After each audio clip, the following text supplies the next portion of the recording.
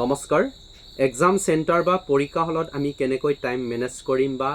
কেনেকৈ নিৰ্দিষ্ট সময়ৰ ভিতৰত আমাৰ কিউপি বা কুৱেশ্যন পেপাৰ সলভ কৰিব পাৰিম তাৰে কেইটামান মই ট্ৰিক্স আপোনালোকক জনাম এই ট্ৰিক্স কেইটা আপোনালোকে এক্সাম সেন্টাৰত এপ্লাই কৰিব যেটো ট্ৰিক্সে আপোনালোকৰ সেফ আৰু আপোনালোকক গোটেইখিনি কুৱেশ্যন পেপাৰ সলভ কৰাৰ ক্ষেত্ৰত সহায়ক হ'ব তাৰ আগতে সকলোকে মোৰ তৰফৰ পৰা তথা আমাৰ ইউটিউব চেনেল তৰফৰ পৰা অহা কাইল অৰ্থাৎ 15 সেপ্টেম্বৰ তাৰিখে যিসকল পাৰ্টিৰ পৰীক্ষা আছে একেসকললৈ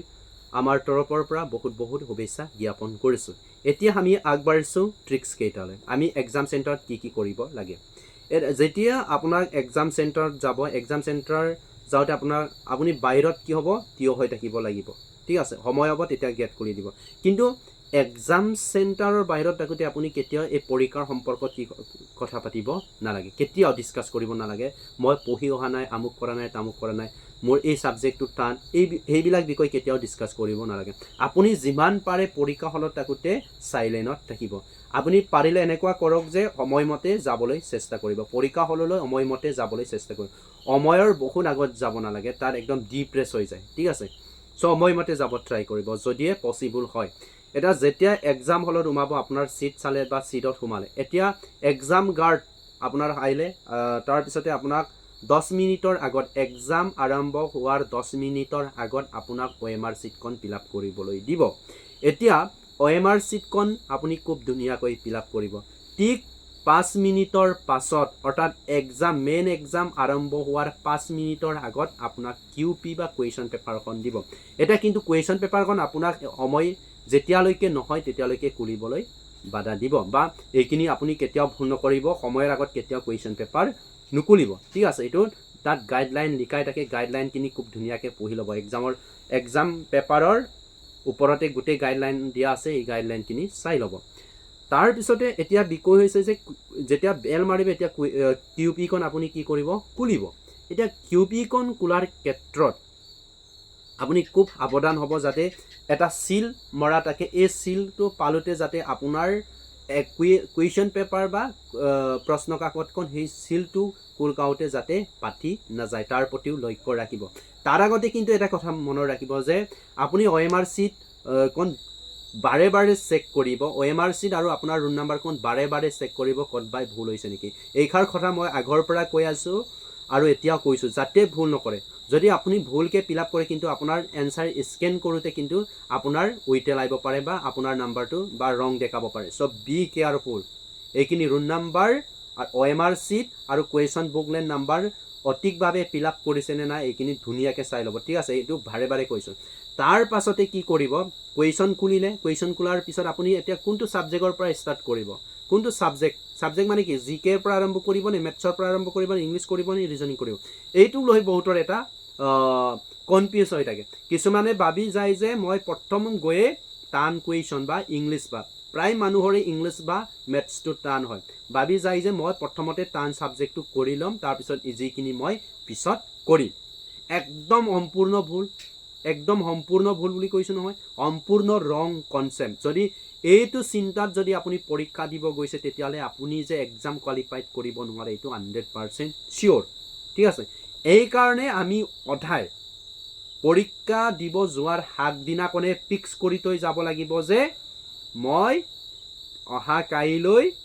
এক্সাম সেন্টাৰত গৈ জিকে বা ইংলিশ সেকশনটোৰ পৰাই আৰম্ভ কৰিম ঠিক আছে অহা কাইলৈ কি কৰিম জিকে বা জিটো হিজি সবৰ কাৰণে বেলেগ হ'ব পাৰে কাৰোবাৰ কাৰণে ইংলিশ টান বা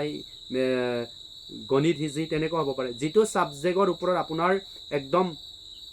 পুৰা নলেজ আছে ডিপ নলেজ আছে এইটো বিষয়ৰ পৰা স্টাৰ্ট কৰিব তেতিয়ালে কি আপুনি এক্সামক লৈ যেটো চিন্তা হৈ আছিল বা এক্সামৰ প্ৰতি যেটো ভয় খাই আছিল এই ভয় মনোভাৱ বা ডিপ্ৰেছনটো আপুনি কুৱেশ্যন কিনি দেখাৰ লগে ৰিমুভ হৈ যাব ঠিক আছে এইখিনি কৰিব আৰু কিছুমান কুৱেশ্যন এনে ধৰণৰ আহে সাপোজ এই 6 নম্বৰ কুৱেশ্যনটোকে মই চাইছো যে কি কৰিব এই কুৱেশ্যনটো এতিয়া এই কুৱেশ্যনটো পঢ়িলোঁ যে ইয়াত কোনটো নহয় বুলি দিছে নট অপশ্যন বা কেতিয়াবা কুৱেশ্যনত ইনকাৰেক্ট অপশ্যন থাকে ইনকাৰেক্ট বা নট অপশ্যন থাকে যেতিয়া ইনকাৰেক্ট বা নট অপশ্যন থাকিব তেতিয়াহ'লে সদায় এইটোত কুৱেশ্যনত কি কৰিব ৰাউণ্ড চিন এটা দি দিব ঠিক আছে ৰাউণ্ড চিন দিব যাতে কুৱেশ্যনটো কি বিচাৰিছে নহয় বুজিছে বা কেতিয়াবা নটৰ জেগাত ইনকাৰেক্ট দিয়া থাকে ইনকাৰেক্ট এনেকুৱা যদি শব্দ থাকে আপোনালোকে কি কৰিব ৰাউণ্ড চিন মাৰিব যাতে এইখিনি আনচাৰ কৰোঁতে সেই বস্তুটো চকুত পৰি থাকে কি বিচাৰিছে নট বিচাৰিছে ঠিক তেনেকৈ যদি ধৰি লৈছোঁ কুৱেশ্যনখিনি কৰি গৈ আছে 2 3 4 এনেকৈ চিৰিয়েলকৈ কৰি গৈ আছে কিন্তু ছাপ'জ 35 নম্বৰ কুৱেশ্যনটো নোৱাৰা হৈছে পাহৰি গৈছে ঠিক আছে 35 কুৱেশ্যন তেতিয়াহ'লে এই 35 নম্বৰ কুৱেশ্যনটোক আপুনি স্কিপ কৰিব ঠিক আছে এনেকৈ কি নকৰিব এনেকৈ এৰি থৈ নাযাব এনেকৈ এৰি থৈ নাযাব সদায় আপুনি এইটো কি কৰিব লাগিব ৰাউণ্ড কৰি থৈ যাব যাতে লাষ্ট মমেণ্টত যেতিয়া আমাৰ 5 মিনিট 10 মিনিট এক্সাম ফিনিছ হ'বলৈ সিমান সময় আছে 10 মিনিট বা 5 মিনিট তেতিয়া আপুনি কুৱেশ্যন পেপাৰটো ৰিভিউ কৰিব হ'ল ৰিভিউ কৰোঁতে দেখিব যে এই কুৱেশ্যনটো মই ৰাউণ্ড কৰি থোৱা আছিলে এই ৰাউণ্ড কৰি থোৱা আছিলে এই কুৱেশ্যনটো মই কৰিলোঁ নে নাই এইটো চেক কৰিব পাৰিব ঠিক আছে সদায় কিন্তু কুৱেশ্যন পেপাৰ ৰিভিউ কৰিব ঠিক আছে গোটেইখিনি সঠিকভাৱে কৰিছোঁ নে নাই এইখিনি ৰিভিউ কৰিব এনেধৰণে ৰাউণ্ড কৰি থৈ যাব যিটো নোৱাৰা কুৱেশ্যনটো পিছত কৰিম বুলি ভাবি থৈছে এইটো ৰাউণ্ড কৰিব কাৰোবাক সুধিব বা নিজে পাৰিম যেতিয়া কিছুমান এনেকুৱা হয় যে কুৱেশ্যনটো কৰোঁতে যেতিয়া ৰাউণ্ড দি থৈ পটককৈ এই কুৱেশ্যনটো মনত পৰে এই কুৱেশ্যনটোৰ এনচাৰ আমুকে আছিলে বা এইটো আছিলে তেতিয়াহ'লে পটককৈ সেই কুৱেশ্যনটো উলিয়াই লৈ কৰিব পাৰিব এইটো কেতিয়া পচিবল হ'ব বিচাৰি থাকিবলগীয়া নহয় যেতিয়া আপুনি সেই কুৱেশ্যনটো এনেধৰণে ৰাউণ্ড কৰি থৈ যায় ঠিক আছে আৰু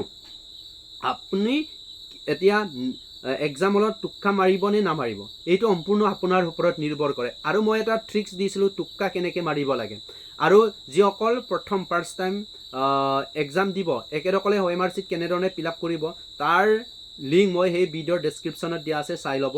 পাৰিব ঠিক আছে এতিয়া কিছুমানে ভাবি আছে যে নিজৰ নেম কেনেকৈ লিখিম নামটো কেনেকৈ মই OMR চিটত লিখিম এতিয়া OMR চিটৰ বেক চাইডতো নাম